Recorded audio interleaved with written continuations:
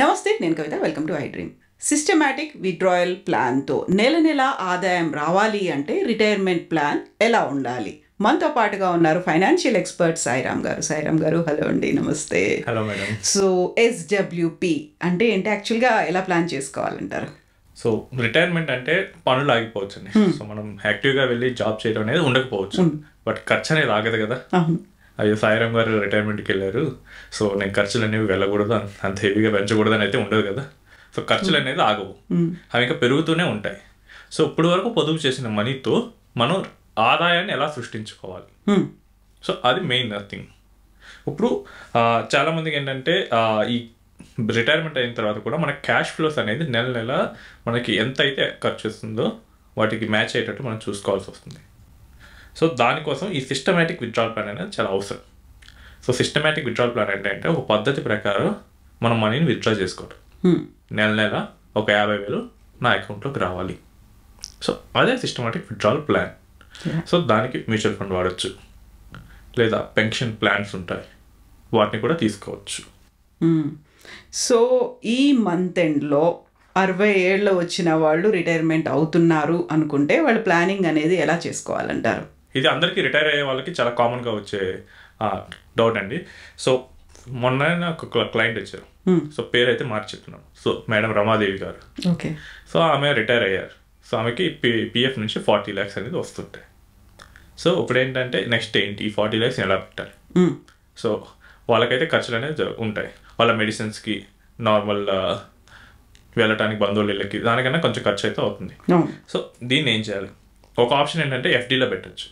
So FDలో పెడితే ఒక 6.5% చొప్పున ఇంట్రెస్ట్ రేట్ సంవత్సరానికి ఒక 2.6 lakhs వస్తాయి.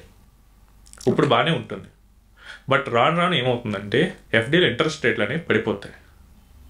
సో ఇప్పుడు 6.5 కనుక ఒక 10 years తర్వాత 3.25 అయిందనుకోండి, అప్పుడు 1.3 lakhs వస్తాయి. ఇలా ఎందుకు అవుతుందంటే కనుక మార్కెట్స్ కనుక డెవలప్ అవుతుంటే ఎకానమీలో మనీ అనేది ఈజీగా ఉంటాయి. అప్పుడు బ్యాంక్స్ అప్పుడు బ్యాంక్స్ ఇంట్రెస్ట్ రేట్లు తగ్గిస్తుంటాయి. మీకు యూఎస్లో చూస్తే ఇంట్రెస్ట్ రేట్లు 2-3% ఉంటాయి లోన్కి 2-3%. ఇంకా బ్యాంక్ వాళ్ళు అయితే కనుక వాడు అసలు ఇంట్రెస్ట్ అయ్యాడు, వాడు మన మనీని పెట్టినందుకు వాడు మనకి రివర్స్లో మెయింటెనెన్స్ ఫీజు అడుగుతాడు. ఓకే. సో ఏంటంటే డెవలప్ అయ్యేటప్పుడు జపాన్లో కూడా అదే సిచ్యువేషన్. ఇప్పుడు ఇండియా డెవలపింగ్ అంటున్నారు. So India 4th largest economy అయింది. అది 3rd, 2nd అయ్యేటప్పటికి మనకి ఇంట్రెస్ట్ రేట్లు అనేవి ఖచ్చితంగా పడిపోతాయి. సో అప్పుడు FD అనేది లాంగ్ టర్మ్లో సూటబుల్ కాదు. ప్రెజెంట్ అయితే బాగానే ఉంటుంది. ఇంకొకటి ఏంటంటే వాటి మీద ట్యాక్స్ అనేది ఉంటుంది. ఆబ్వియస్లీ లిక్విడిటీ అనేది కొంచెం ప్రాబ్లం అవ్వచ్చు. నాకు ఇప్పుడు 40 lakhs ఉంది, నాకు 2 lakhs ఎమర్జెన్సీగా అవసరమైంది, నేను 40 lakhs FD బ్రేక్ చేయాల్సిందే. సో ఆ ప్రాబ్లం అయితే ఉంటుంది. ఇంకోటి ఏంటంటే మనం ఒక కన్జర్వేటివ్ మ్యూచువల్ ఫండ్లో పెట్టాం సేమ్ అమౌంట్ 40 lakhs అయినా ఒక కన్జర్వేటివ్ మ్యూచువల్ ఫండ్లో పెట్టి ఒక 8-10% రిటర్న్ ఎక్స్పెక్ట్ చేస్తే కనుక, సో ఈ 40 lakhsని పెట్టి నెల నెల 25,000 rupees మనం పెన్షన్ తీసుకుంటే ఆఫ్టర్ 15 years మనకి ఆల్మోస్ట్ 67 lakhs ఉంటుంది. ఓకే. ఇక్కడ ఏంటంటే మన అమౌంట్ కూడా పెరుగుతూ ఉంది. అండ్ మన కార్పస్ పెరగటం వల్ల మనకి రేపు ఒక 10 years తర్వాత నాకు ఈ 25,000 సరిపోవట్లేదు, ఓ 30,000 తీసుకుంటున్నాను. It is possible. But alternative ఉన్న FD కానీ పెన్షన్ వాటిలో ఏమవుతుందంటే కనుక ఏదర్ సేమ్ అన్నా ఇస్తారు. పెన్షన్ ప్లాన్స్ అంటే ముందే ఫిక్స్ అవుతుంది కాబట్టి ఇన్సూరెన్స్ కంపెనీస్. FDs అయితే కనుక ఇంట్రెస్ట్ రేట్లన్నీ ఖచ్చితంగా తగ్గుతాయి.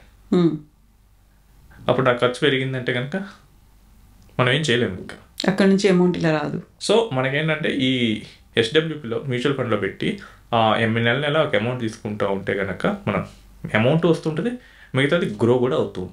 సో ఫిక్స్డ్ డిపాజిట్ల కంటే ఇది బెటర్ అంటారా మీరు? సో ఒకసారి కంపేర్ చేద్దాం మేడం. సో FD అండ్ ఒక SWP in conservative mutual fund వేరే ఒక 10% రిటర్న్ వస్తుంది అనుకుందాం.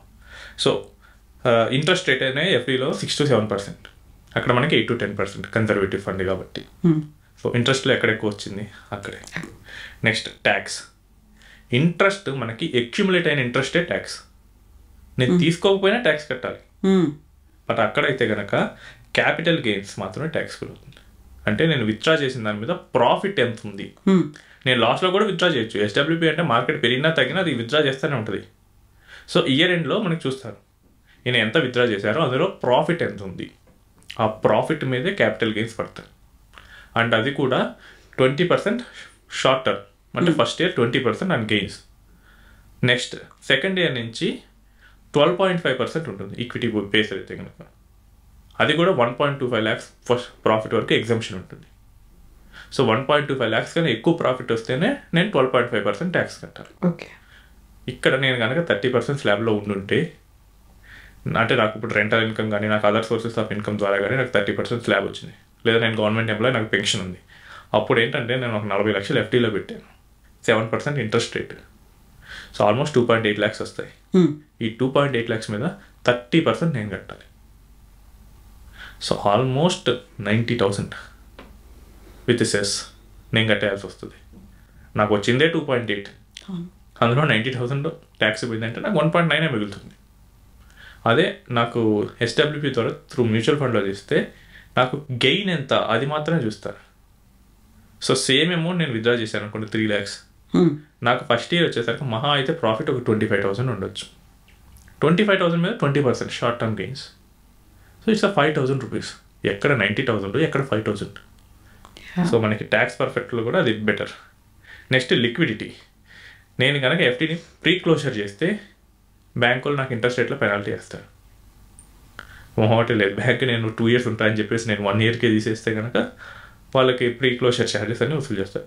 ఇక్కడ అసలు ఆ ఆప్షనే లేదండి, పెనాల్టీ అనేది లేదు. The only thing is that first year కనుక మీరు కనుక విత్డ్రా చేస్తే 1% అనేది మీకు ఎగ్జిట్ లోడ్ కింద చేస్తారు. అదే ఫస్ట్ ఇయర్ తర్వాత అయితే కనుక ఇంకా అవి కూడా ఉండవు మీకు. సో ఇది ఆల్మోస్ట్ రెండు సేమ్గానే ఉన్నాయి. నెక్స్ట్ వచ్చేసరికి ఫ్లెక్సిబిలిటీ. ఎఫ్డి అంటేనే ఫిక్స్డ్ డిపాజిట్, లాకే కడితే. సో ఇదేంటంటే మనకు కస్టమైజ్ చేసుకోవచ్చు. ఒకవేళ ఎఫ్డీలో ఇంట్రెస్ట్ పెడితే కనుక ఎవ్రీ మంత్ అంతే వస్తుంది. ఇప్పుడు నేను మ్యూచువల్ ఫండ్ ఎస్డబ్ల్యూపీలో నాకు ఈ మంత్ నేను ఇక్కడ ఉన్నాను, నేను మా పిల్లల దగ్గరికి వెళ్తాను, నాకు అప్పుడు 25,000 అవసరం లేదు, నేను 10,000 తీసుకోవచ్చు. నెక్స్ట్ మంత్ నాకు ఖర్చులు ఎక్కువ ఉన్నాయి, 30,000 తీసుకోవచ్చు. So customisation is possible. Next వచ్చేసరికి ఇన్ఫ్లేషన్ బీట్ చేయాలి. సో మన కోసం అనేది రేట్లు అనేవి పెరగకుండా ఉంటారు అనేది జరగదు. రేట్లు ఖచ్చితంగా పెరుగుతాయి. ఎవరైతే ఈ పాయింట్ని కనుక మిస్ చేశారో వాళ్ళు నెక్స్ట్ 7 to 8 yearsలో ఖచ్చితంగా ఇబ్బంది పడతారు. ఎఫ్డీస్లో పెట్టి ఇన్ఫ్లేషన్ బీట్ చేయడం ఆల్మోస్ట్ ఇంపాసిబుల్. మీరు ఇన్ఫ్లేషన్ కన్నా ఎక్కువ వెళ్ళే ప్రొడక్ట్. సో జనరల్ ఇన్ఫ్లేషన్ 9 ఉంటే కన్జర్వేటివ్ ఫండ్స్ కూడా 8 to 10 years అమ్ముతారు. అవి బీట్ చేస్తాయి ఒక 3%తో అయినా కానీ. సో ఇన్ఫ్లేషన్ కూడా బీట్ చేస్తుంటాయి. The only thing is that ఆ 5 lakhs వరకు ఇది సేఫ్టీ అండ్ గ్యారంటీడ్ రిటర్న్ వస్తుంది. బట్ ఇక్కడ మ్యూచువల్ ఫండ్ అనేది గ్యారంటీడ్ కాదు, market linked return. So pension income SWP ద్వారా ఏ ఫండ్స్ని ఎంచుకోవచ్చు అంటారు? సో మీరు కనుక కన్జర్వేటివ్ ఇన్వెస్టర్ అయితే కనుక మనకి కన్జర్వేటివ్ మ్యూచువల్ ఫండ్స్ అని ఉంటాయి. సో వాటిని మీరు ఎంచుకోవాల్సి వస్తుంది. తక్కువ రిస్క్, స్థిరమైన ఆదాయంతో వస్తాయి. నెక్స్ట్ కొంచెం మోడరేట్గా కానీ అగ్రెసివ్గా కానీ నేను రిస్క్ తీసుకోగలనంటే కనుక బ్యాలెన్స్డ్ అడ్వాంటేజ్ ఫండ్స్ అని ఉంటాయి. ఇందులో పెట్టేసి మీరు తీసుకోవచ్చు. ఇవేంటంటే ఈక్విటీ ప్లస్ డెట్ కాంబినేషన్లో ఉంటాయి. లేదా మల్టీ అసెట్ ఫండ్స్ అని ఉంటాయి. ఏంటంటే ఈక్విటీస్లో పెడతాయి, డెట్లో పెడుతుంది, గోల్డ్ పెడుతుంది, రియల్ ఎస్టేట్లో పెడుతుంది. ఇన్నిట్లో పెట్టడం వల్ల అన్నీ ఒకేసారి పడవు. అప్పుడు ఏంటంటే మనకి ఈవెన్ రీసెంట్ మార్కెట్ ఫాల్లో కూడా నా దగ్గర ఉన్న మల్టీ అసెట్ ఫండ్స్ ఇన్వెస్టర్స్కి 2 to 3% రిటర్న్ వచ్చింది. ఓకే. హూ ఇన్వెస్టెడ్ 50 lakhs, దేవర్ 51 or 52 వరకు ఉన్నాయి వాళ్ళ రిటర్న్. 52 lakhs వరకు పెరిగింది. సో మార్కెట్ పడుతున్నా కానీ అన్ని పడకపోవటం వల్ల ఒకేసారి అన్ని పడవని వాళ్ళకి ఏంటంటే ఆ ఇన్కమ్ కూడా వస్తూనే ఉంటుంది. అంటే మైనస్ అనేది ఎక్కువ జరుగుతుంది. సో బ్యాలెన్సర్ కానీ మల్టీ అసెట్ కానీ పెట్టచ్చు. లేదంటే అంటే షార్ట్ డ్యూరేషన్ డెట్ ఫండ్స్లో పెట్టచ్చు. నాకు ఫస్ట్ నుంచే ఇన్కమ్ కావాలి, అలాంటప్పుడు కొంచెం రిస్క్ తీసుకోగలన్నప్పుడు ఒక 90% అమౌంట్ మల్టీ అసెట్లో పెట్టి ఒక 10% షార్ట్ డ్యూరేషన్ డెట్ ఫండ్లో పెట్టి ఈ డెట్ ఫండ్ నుంచి విత్డ్రా చేయటం. సో ఈ 3 కేటగిరీ ఆఫ్ ఫండ్స్లో మనం ఇన్వెస్ట్ చేయొచ్చు. పెట్టి లంసంగా చేయాల్సి వస్తుంది. లంసంగా చేసి నెలకు మనకు కావాల్సిన పెన్షన్ అనేది విత్డ్రా ఎస్డబ్ల్యూపీ పెట్టేస్తే ఆటోమేటిక్గా అక్కడి నుంచి మన అకౌంట్లోకి వస్తూ ఉంటాయి. సో చాలామంది ఎస్డబ్ల్యూపీ అనేది అంత సేఫ్ కాదు అనే అభిప్రాయంలో ఉంటారు కదా, మీరేం సజెస్ట్ చేస్తారు వాళ్ళకి? సో మార్కెట్ రిస్క్కి లోబడే ఉంటుందండి ఏ మ్యూచువల్ ఫండ్ అయినా. సో మనం టార్గెట్ అనేది 5+ years అనేది పెట్టుకోవాల్సి వస్తుంది. మీరు ఎస్డబ్ల్యూపీ పెట్టినా కానీ, ఈవెన్ కన్జర్వేటివ్ మ్యూచువల్ ఫండ్ అయినా కానీ 5+ years పెట్టుకుంటేనే మనకి ప్రాఫిట్. ఎందుకంటే అప్పుడు ఏమవుతుందంటే 5 yearsలో ఈ వాలటిలిటీ అంతా సాఫ్ట్ అయిపోతుంది. ఓకే, మార్కెట్ పట్టడం పెరగడం ఇవన్నీ కామనే. ఒక 5 years ఉంటే కనుక అందరూ మర్చిపోతారు, మార్కెట్ కూడా పెరుగుతుంది. నెక్స్ట్ ఏంటంటే మీరు ఎస్ఐపిలో లేదా ఎస్డబ్ల్యూపీ పెట్టేటప్పుడు మార్కెట్ టైం చేయాల్సిన అవసరం ఉండదు. మీరు మనీని పెడతారు, ఆటోమేటిక్గా మార్కెట్ హై ఉన్నా డౌన్ ఉన్నా కానీ మీరు తీసుకునే అమౌంట్ అయితే కనుక ఎస్డబ్ల్యూపీలో 15,000 or 20,000 కదండి. లేదా బాగా అగ్రెసివ్ వాళ్ళకి 50,000 తీసుకుంటారు. ఆ 50,000కి మీరు మార్కెట్ని టైం చేయాల్సిన అవసరం ఉండదు. మొత్తం తీసుకుంటేనే మనం మార్కెట్ని టైం చేయాల్సిన అవసరం వస్తుంది. సో మార్కెట్ ఒకవేళ అప్పు ఉంది, మీరు పెట్టారు, తర్వాత మార్కెట్ పడింది, ఒక ₹1,00,00,000 మీరు ఇన్వెస్ట్ చేశారు, మార్కెట్ 20% పడింది, మీరు నెలకు 50,000 తీసుకుంటున్నారు. అంటే ₹1,00,00,000 పెట్టి 20% పడిందంటే ఒక 80 lakhs మిగులుతుంది. దాని మీద మీరు ఇంకో 6 lakhs తీస్తారు, 74 lakhs అవుతుంది. ఇంకో 2 yearsలో మళ్ళీ ఇది రికవర్ అయ్యి మళ్ళీ 1 crore వస్తుంది. మీకు కావాల్సిన 50,000 అయితే ఇక్కడ ఆగట్లేదు కదా. సో దానికి వరి అవ్వాల్సిన అవసరం ఉంటుంది. ఇప్పుడు మీరు ఒక ఇల్లు కొని రెంట్కి ఇచ్చారు, అయ్యో నా ప్రాపర్టీ వాల్యూ ఈరోజు తగ్గింది, ఈరోజు పెరిగిందని మనం ఏమైనా చూసుకుంటామా? అసలు ఏం చూసుకోం కదా. రెంట్కున్నాడా, నాకు రెంట్ ఇస్తాడా లేదా, ఇది ఒక్కటే చూసుకుంటాం కదా. సో మ్యూచువల్ ఫండ్స్కి వెళ్ళినప్పుడు అది రాంగ్గా ఆలోచిస్తారు చాలా మంది. ఎవ్రీడే అసెస్మెంట్ అనేది అస్సలు అక్కర్లేదు. మనకి పెన్షన్ వస్తుందా లేదా ఆ క్వశ్చన్కి క్లారిటీ ఉండాలి. సో యాజ్ లాంగ్ యాజ్ అది మనకి పెన్షన్ ఇచ్చినంత వరకు మనకి ప్రాబ్లం లేదు. ఇంకోటి ఏంటంటే ట్యాక్స్ ఎఫిషియెంట్ కూడా అండి.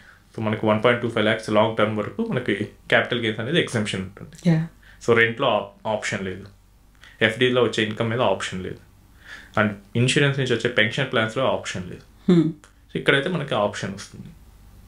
ఇదేంటంటే ఒక కంట్రోల్డ్ విత్డ్రా స్ట్రాటజీ అంటారు. విత్డ్రా ప్లస్ గ్రోత్ రెండు ఉంటాయి. ఒక హైబ్రిడ్ మోడల్లో ఇవి పెరుగుతూనే ఉంటాయి. సో మీకు ఏంటంటే టార్టాయిస్ వర్సెస్ హెయిర్ రేస్ లాగా ఉంటుంది.